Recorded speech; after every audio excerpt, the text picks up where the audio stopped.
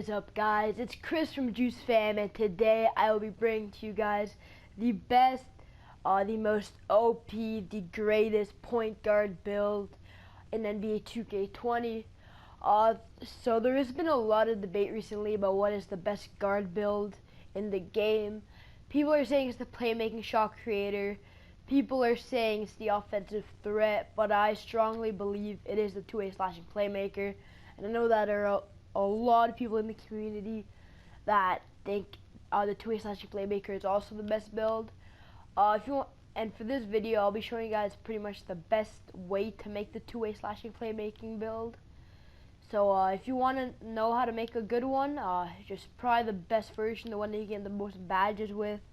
You can get contact dunks, you can break ankles, you can clamp up on D, you can shoot greens. This is the build you're going to want to do. So name doesn't matter. Position, you're going to want to make it a point guard. I do right-handed because I'm more comfortable with that. But if you're left-handed, by all means, just do that. Jersey number doesn't matter either. Now for the skill breakdown, so this is crucial. What you're going to want to do is go all the way down to the second lowest one. So this is defense and playmaking. So you can already see this pie chart is already looking really good. You get that 85 driving dunk, you get good driving. Your shooting is decent so far, but your playmaking and defense is already really good. So yes, you're going to want to do that one.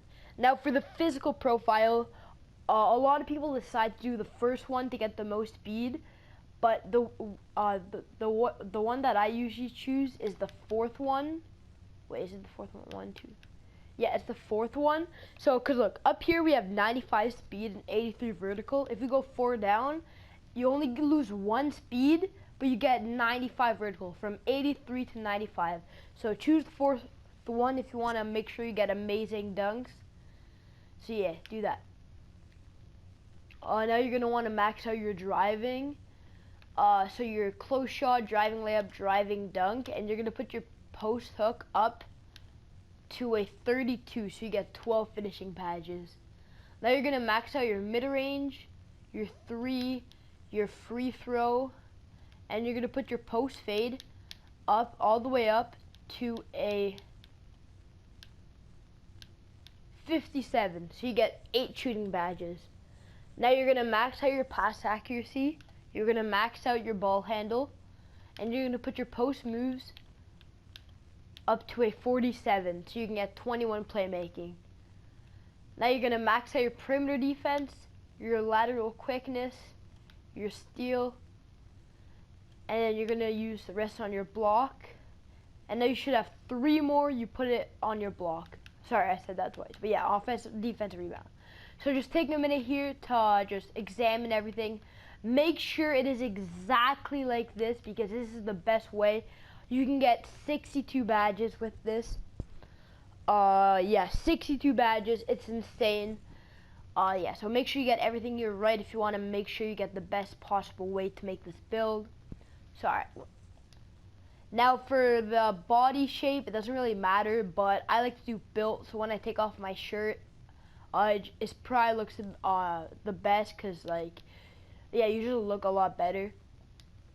Now for height, people say 6'3" is the best, but I like to put it down to 6'2", because look, your mid-range goes up, your driving layup goes up, your pass accuracy and ball handle go up, your steal goes up, your lateral quickness goes up. The only things that do go down are your post moves, your interior defense, your block, and your rebounding, and you do not need those as a guard. Also, your speed goes back up to that 95, which is crucial. So yeah, put it at 6'2". I think that's definitely the best way. You can still get contact dunks. So yeah, that's definitely what I would do. Now for weight, I like to slide it all the way down to 165, because people say this build is best if you just put it at the regular 189. But look, you get 56 strength here. If you go all the way down, you only lose 5 strength, but your lateral quickness goes up a ton. Your acceleration goes up. You lose a bit of interior defense, but you don't need that as a guard, so I do 165. Now for the wingspan. Honestly, there are a lot of different ways you can make this build. People say the best way to do it is at the leave it at the regular wingspan, so this way everything stays the same. People also say if you put it all the way at the max, it's really good as well, because your steel goes up to that 91, which is really good, and you can just clamp up a lot more. But I like to put it all the way to the minimum, just because your steel is still an 85. You are still going to lock up like crazy. And your ball handle goes all the way up to a 94. Your driving does not change at all, and your shooting gets a lot better.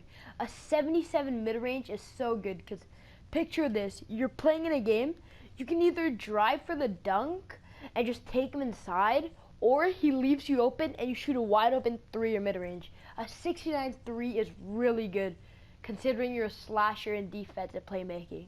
So trust me, this is what you're going to want to do. You're going to slide your wingspan all the way down. Now for the takeover, there are a lot of different ways you could do this. People like to do the slashing takeover just because you can do the nicest dunks.